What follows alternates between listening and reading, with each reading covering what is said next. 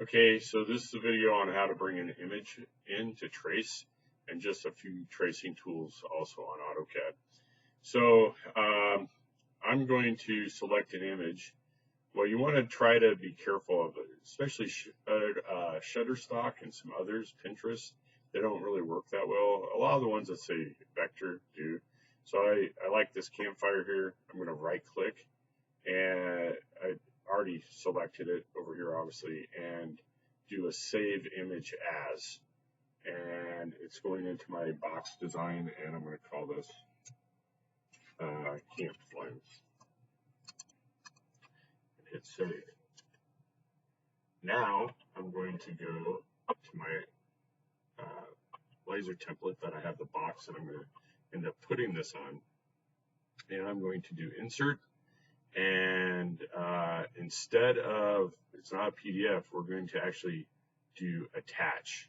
So I click on attach, and my window popped up over here. I need to swing it over here, and I need to go find where I put it. So it's in my documents, my AutoCAD laser box, and it's really important to keep all this in the same file when you're attaching something like this. So click open, click OK, and it's going to come in on the small side. You can scale it a little bit if you want. We can scale it later to fit anyways. I'm just going to click like that, and there it is. Okay, now the secret is being able to trace this. Okay, so the next thing I'm going to do is actually click on the edge of the image. I'm going to change this fade a little bit because then I'll be able to see the lines a little bit as I trace it. And then I'm going to go to my home tab, and if I just want to do straight lines, I can like do a straight line, say for the bottom of this block. Okay. Now what you might want to do is change your layer. I like to actually use magenta. Whatever works best for you to be able to see. If your image here starts to degenerate, like I got this weird thing going, then I can type in REGEN and hit enter, and it kind of rebuilds the image. Now to like get this curved stuff, there's various different ways to do it, but one way is actually using the spline lines, and there's two different ones. I like to use the spline CV. I think it has a little bit more control.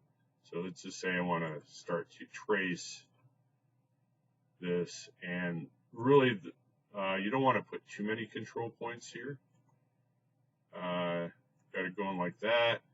Make sure once you start tracing you hit enter, and that's a little on the small side, but I can pull it up and adjust these control points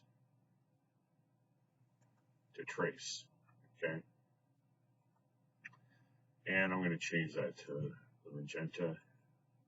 I'm going to also go and just make sure I'm on magenta layer as I'm drawing. So I just did that.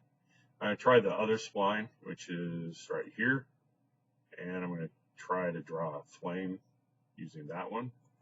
And it's kind of click and follow it. This one might actually trace it better, so it has less control points.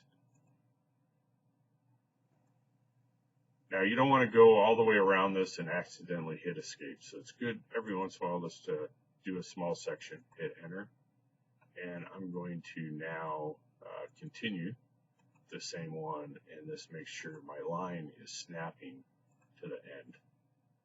Ooh, zoomed out there a little too much. Go like that, and we can. Now, the nice thing about splines is we can adjust them as we do them. So that enter, show you how a little bit we can adjust this. This is more nodes on the line, and